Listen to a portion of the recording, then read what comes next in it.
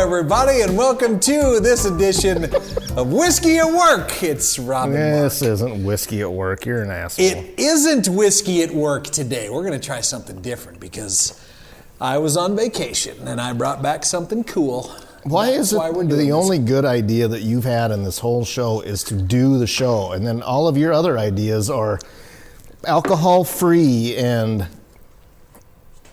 I'm gonna let him just finish this. That was all I had. That was it? That's all you had? That's the only good idea I had was the show. Yeah. But I haven't brought anything. Because then you bring rum on Whiskey at Work. I was in Jamaica, Rob. What was I supposed to bring back? Did you know I was in Jamaica? Can I? Yeah, hey, tell you? Guess where I'm at. Can I tell you all about it? Hey, I thought my picture with you and Oscar, with me and Oscar the Grouch, was kind of funny. Yeah, it's been a while since I've seen old Oscar. It just felt right. No, I was in Jamaica last week for the Thanksgiving break. First time I had ever gone. It's hot. It's humid. It's an island. What do you expect? Though. Well, I don't know. I'm not built for that. I'm a Dakota boy. I need 4 seasons. I need things to be cold, and they're just not right now. They're not even cold here. I don't know how to fix that. And that's what kind of sucked is Put your body in the freezer, maybe. You go on tropical vacations, and all you want to do when you're on those vacations is rub it in to the people that are back home in cold and snow. And 63 degrees here while I was down there was... I was putting up the Christmas lights in shorts, so suck Were it. you really? No. See, this is... I did put up the Christmas Did you even lights, do the Christmas lights? I did. I was praying for a snowstorm, and it didn't happen. Every year about this time, Becky's like, we should put up Christmas lights. Come on, winter! So, Becky, when you see what he just did right there and the impression he just did of you, how's that going to go when you watch She's not going to watch this. That's probably true. She's not. She gets enough of this at home. She's plumb full of me. She's not tuning in to watch later. Believe me, Becky, I know where you're coming from. I know. All right. So no, they don't obviously have whiskey in Jamaica. It's not a place that would distill whiskey. So rum is the thing, and it kind of didn't begin there. Rum began in India. But now they're the big whiskey maker. It became famous in the Caribbean. That's exactly where it all started from. So if you go to some of those places... Johnny Depp made it famous. Oh, God. You know, the pirate part of rum is not near as interesting as the rest of rum's story, I guess. Yeah, which you're going to bore us to tears with here right now. But what I found so fascinating about it is the United States... was this close to being a rum country and not a whiskey country. Oh, thank God they changed their mind. I knew you were going to pipe in with that. This is actually pretty good. In the start of our country, rum was the drink that everybody drank. There was no whiskey in America then, really, at that time. Rum was the drink that you drank. And it wasn't until the United States was like, well, we're not going to give Britain any more of our money for rum. We're going to make this new drink here. And what do we do with all this corn? Yeah, exactly. And that's how whiskey became a thing. So it's a cousin to whiskey, obviously, because it's distilled from sugar cane, and it's aged in a barrel. So it's whiskey adjacent, right? I mean, isn't that how you would... like tequila is the same thing, or I got a nice barrel-aged tequila brandy the other day. Yeah, but we have tequila at work. Do we get it? Well, we've already done a tequila at work, technically. Yeah, have we? Yeah. Well, we did the tasting. Remember, we got to go taste all those different tequilas. Did anybody watch it? Did you watch it? If you watched the tequila tasting, I was just looking at the views that we had on a lot of these videos, and that was one of our better viewed videos. Was us drinking those various tequilas. I did buy a bottle of that we had at the tasting. That's the Sincoro. Yeah. Are you going to bring that down so we can do this on this show too? No. Probably not, because I go out of my way to bring you back things. Really? And then I don't go anywhere. Why don't you take vacation? That's kind of it's an interesting story. We do. It's just not as... I couldn't fly. We went out to the West Coast earlier, and I couldn't bring any whiskey back. You can. You just pack it in your backpack. You just wrap it up and you put it right in there. I've done it countless times for you. But you just put it right in there. That's where all the weed wrapped around your dirty clothes. That's how you bring the stuff back. You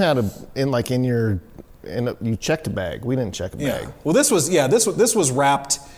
You don't want to know how it was wrapped to bring it back. All right. Well, I don't care. As long as your clothes were on the outside, it's not going to bother me a bit. Maybe don't touch the bottle. That might be. Just don't. What do you think? Are you a rum fan? Do you drink much rum at all? Honestly, this is maybe the first rum on ice that I've ever had. I mean, really? I'm familiar with the Captain Morgan that my friends the Bacardi, drank, and the Bacardi that my wife and brother-in-law drink or did years ago. Becky hasn't much. I don't know if Brian's still a fan or not. I haven't. So then, this is a 12-year barrel-aged higher-end rum from Jamaica, which they do recommend you do sip neat or on ice. So like you're doing right now, what do you think? In a pinch, it'd do, for sure. I mean, when would you ever get into a pinch where you're like, I gotta have something? Never at my house. Or at work, or here, apparently. Obviously. If the bar runs out of whiskey, it's a nice tasting, good flavored rum. I mean, it's a little sweeter. It doesn't have any bite. It's super smooth. Right. You can tell that it's, sugar based because it is, like I said, it was sweet. It would grate on me after a while because it is so sweet. Yeah, you've never been a fan of stuff that really has that sweeter edge to it. Well, not I mean like if you're talking about the peanut butter and the banana. And no, even the sweeter bourbons, I don't think you really care for, do you? I don't mind a sweeter bourbon as long as it's really a bourbon. Right. It just can't taste like it's made of caramel syrup. Right, I get it. Again, this is one that you normally wouldn't use in mixers unless you're going to make a higher end cocktail too. So I decided just to throw some Coke on it. Yes, always the antagonist. Make myself a good rum and Coke, get a 15-year bottle of scotch and dump a little soda on it. I would never do that. But of course, rum and Coke is a very traditional drink to use with rum. Rum punch is a big deal. They drink a lot of that down in Jamaica. But wouldn't you use a $10 bottle of rum as opposed to a $50 bottle of rum? And generally they do. Appleton Estate is probably the most popular rum in Jamaica. I think there was three other distilleries that make the rum too, but this one seemed to be everywhere, kind of like the Jack Daniels of rum probably in Jamaica. I was at Jacob's Brew House a while back and met Scott Jacobs, and I think he's about half a rum fan. I was up there drinking. I noticed a bottle of Blanton's and had a cocktail, or I had a drink of that, and he comes over and he's very cordial and, hey, do you like rum? I'm like, well, I don't know. He's like, oh, try this. So I think there's good rum out there. Sure. I think it's harder to come by. Generally speaking, you're not going to be able to go down to the rail and probably find a top shelf rum. Well, and people are going to pull out the Bacardis and they're going to pull out the Captain Morgans because rum generally is a mixer. You'll almost always put it in a cocktail. I don't know of anybody. Yeah, the way it tastes, you about have to. Well, I don't know. This is a $50 bottle of rum. You said. I mean, right. You can go get a hog leg of Bacardi for $17. That's how they sell it nowadays, is hog legs.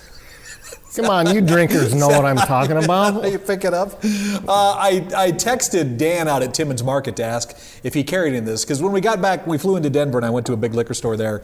They did have all of the Appleton Estates in this liquor store, and I was kind of surprised. So I thought, well, okay, maybe this is a more common rum than I think it is. But even Dan said, no, they don't. He doesn't stock it.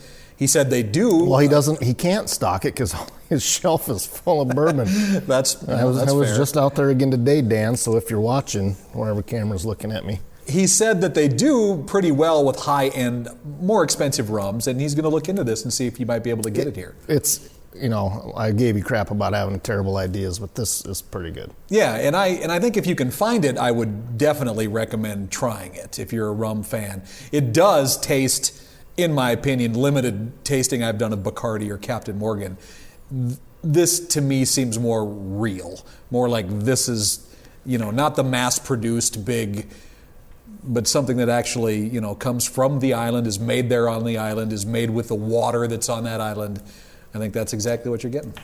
Well, Captain Morgan is spiced rum, which right, the different category. Which you probably wouldn't like. No, I wouldn't. Shut up, I wouldn't like that. And Bacardi, they have a gold Bacardi, but most of it's clear, so it's not aged. Right. I think the aging helps. I'm not going to go home and take a snort of Bacardi Silver anytime soon, I don't think. No, me neither. No offense to Bacardi lovers everywhere who aren't watching. Right. Anyway, we've got Mountain West Whiskey Fest, which is returning the first Saturday in March. There won't be any rum there. It will be all whiskey, scotch, you never and know. bourbon. Have we ever had a rum there? Have we ever had anything? I don't think so, but we've had barrel-aged beer there. There was beer that was aged in whiskey barrels. Oh, we did once, didn't we? Which on Sunday I went to hay camp after putting up the Christmas lights while my Pittsburgh Steelers were getting demolished by the Bengals, and they had a beer called Transcendence that they had aged in Basil Hayden barrels, Blanton's, and Woodford barrels. Did you like it? And I had a flight of them. They were delicious. I'll take your word for it. And vastly different. All three of them. I couldn't believe how different they were.